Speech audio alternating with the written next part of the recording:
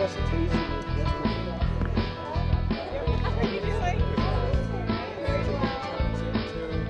Hey! I thought you guys were going to I like competition. Margaret designed this thing with us. Oh, I see. I saw him on the last one. I love it. Good luck, Tom. There was a lot of work for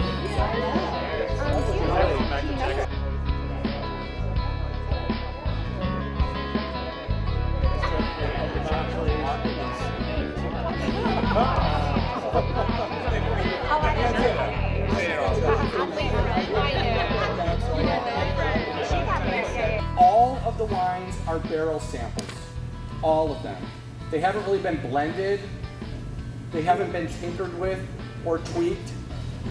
If you're not used to working with barrel samples, just know that you will suffer from hair loss from this experience. Okay, because you will walk home with purple teeth. Okay, because if you don't have purple teeth, you didn't do a good enough job here today. And really, the wine business is about relationships. That's why I'm here today. I do think that it's important, though, to again take this time to evaluate why you like things. It's very helpful to me when you can articulate to me, I like this because of this. For people that are doing one barrel wine, you know, that's very helpful to have a kind of a middle ground. When you're doing multiple barrels and you intend on blending them, you could do the Valley Floor and then the Mountain and then blend those two together. When you're doing a single barrel, it's very helpful to have that option as well if you wanted a middle ground. So I really like Broken Rock quite a bit. We've worked with it for a number of years. Certainly, when you're up valley, you want to have a little bit more protection for your fruit from the sun. And so split canopies work well up valley, or having a nice cross arm, shade the fruit. Row direction would also, because you want a nice balance of not only sunshine, but air movement and protection from the sun. And where Coombsville will be a little cooler, you have a little bit more marine influence. You're about 10 degrees cooler in the Coombsville region, which is down in this area here. Once you get past Yountville, the marine layer sort of burns off really early. So it's much cooler down here and in Carneros, of course. But certainly up in St. Helena, we're 10 degrees warmer usually than down here. So managing Valley Floor fruit, if you have a lot of moisture in the ground, you probably think about keeping a permanent cover crop or something that draws moisture out of the soil to compete with the vines, because ultimately we're always growing vines about at 70% of their actual capacity. But right now, I think we're good. We're looking at a lot of fruit out there. This is a third year in a row, and as long as we get through the next couple of weeks, we're gonna see some great things out there. Okay, so this is the third one. Oh. You guys did have a little bit of a warning. Steve did mention that 13 was a tannic vintage, and so that Valley Floor fruit might be tannic, and I'm not sure. And tannic, of course, is subjective, and your palate can absorb a certain amount of tannin, and certain people can absorb more than others, for sure. I mean, we're tasting this after about 7 months in barrel or so, so this is still pretty early. So ideally, to me, in general, I like the wines to have more now than I want them to have later, right? Because we're not drinking this wine. Oh, we are drinking the wine now, but we're planning this wine for later, right? This wine will be bottled in next summer. You have to give it enough momentum if you want to get it all the way there. If you're looking to sell the wine immediately, you don't want the wine to be too aggressive on the tannin profile, or it's too difficult for the people to enjoy it. Right? These wines are grippy. Even the Valley Floor stuff, the mountain fruit is also going to have plenty of tannins for you. Again, Joe, you're not going to be wishing that you had I underdid it on any of you, I'm sure. So interesting to see if you think there's any stereotypes that run true to this versus the mountain fruit at 6 or 7 months in, based on this particular vintage. So ideally, the wine now is more tannic, but it is difficult to get past those. I agree, particularly when you've been drinking Cab since 9:30 this morning, like myself. And so you're more objective at this point than I am, for sure. So these are 4 wines from 4 spots in Napa. The first one is from the southeast portion. It's called St. Coombs Vineyard. Did anyone? Well, let's see if you can. Just curious. And these are just base wines. I'm just curious, since we have you here now. If you would, raise your hand if you preferred wine number 1. Coombs. St. Coombs, very good. St. Coombs, just raise your hand. All right. And the second one was Six Acre. Anyone? Which wine number 3? Would you anyone prefer wine number 3? Wine number 3 was Rutherford Bench. Rutherford Bench. And I'm sorry, you don't want to use the numbers. I'm sorry, I won't use the numbers anymore. So the last one we tasted there was the Hoops Vineyard. Anyone prefer the Hoops? Why did you prefer the Hoops? It had a fuller flavor. It was And rounder. It was a little bigger in the mid palate. Right. And I thought eventually, a couple of years, that might diminish a little, and it would be a little smoother all the way through.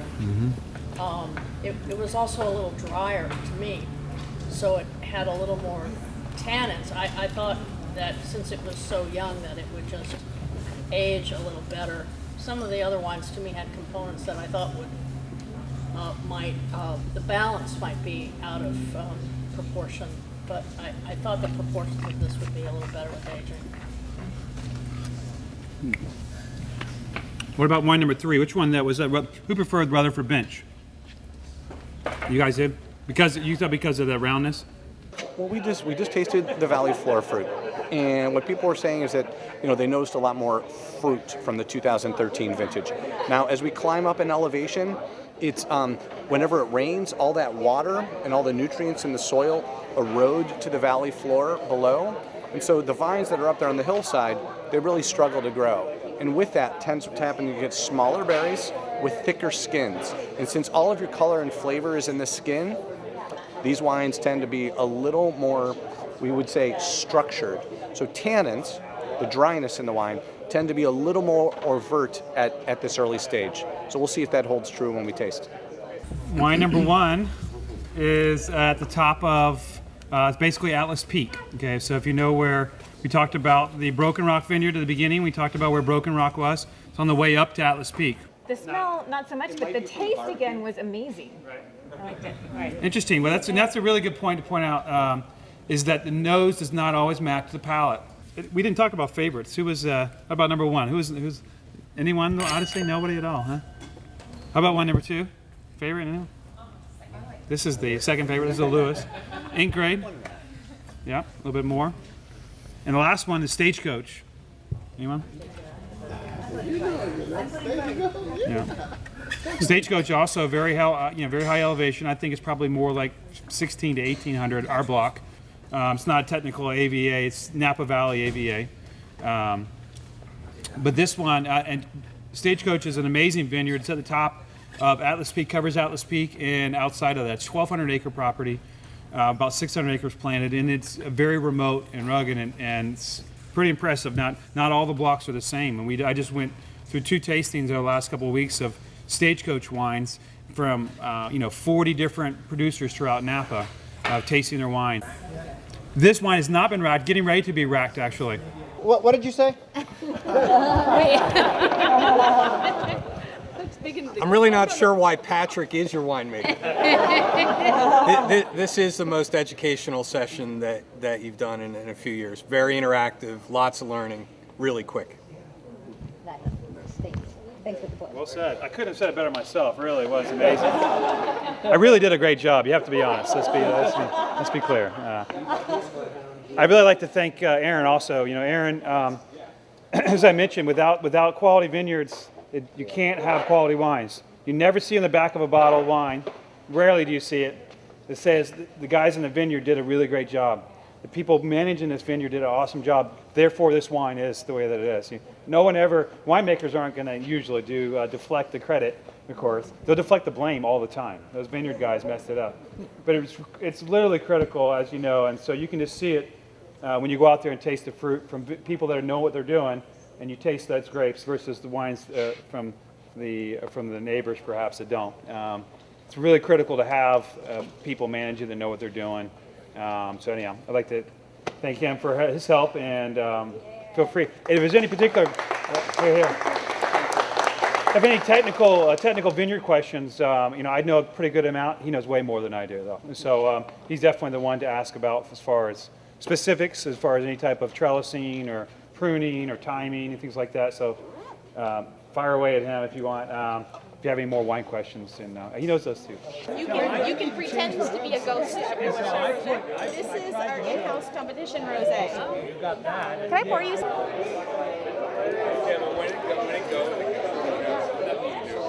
What are some things that came out of today's experience? I learned a lot about how to taste wine, the fruit, the tannins, the acid, the blending.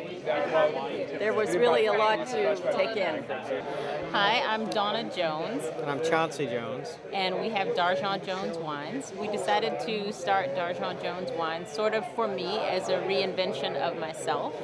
I used to be in plant pathology and I studied diseases of wine grapes, but I found the wine a lot more interesting. Soma, okay? Yeah, Peter Hartman. We started Soma Cellars here several years ago. We're now probably in about our fifth or sixth vintage, I think. And we're every year, I think we kind of hone our style a little more, make it a little better according to what we like. I mean, we're in, it's kind of a voyage of constant discovery, too, because every year we find out other things and nuances in the wine and the winemaking process, working with the staff here at Wine Foundry and exactly, what we like and what we're looking for. And we're just, in every year, it's we just come up with what we like to think of as a better product. So it's been quite an odyssey for us, and we're looking forward to continuing it. I'm probably a good follow-on because I'm Tom Merle, and I am not a customer here, and nor will I probably be. I actually have a third-party wine club in the Greater Bay Area, about 1,600 members, and we do tastings every month, blind and not blind. I lead tours. I'm fascinated by the Wine Foundry business model of having shared infrastructure, taking care of all the things that winemakers don't want to deal with, from accounting to shopping. But I wanted to also point out that we did have one of the Wine Foundry member wineries in our last tasting in April. And the wine of the month, the top wine out of 16, was this particular winery, and that winery was Soma Cellars. So Peter Hartman, and this makes it even more remarkable. So he poured several wines, but the wine that won was a Viognier. Now it's rare that a white wine will come in first place, and by first place I mean we do a 5-star, half-star, and then we add up the number and then divide by the number of tasters. And we do first, second, third. And he was highest in both. He was highest, had higher rankings and a higher rating than any of the other 15 wineries. And we had some $60 wines there.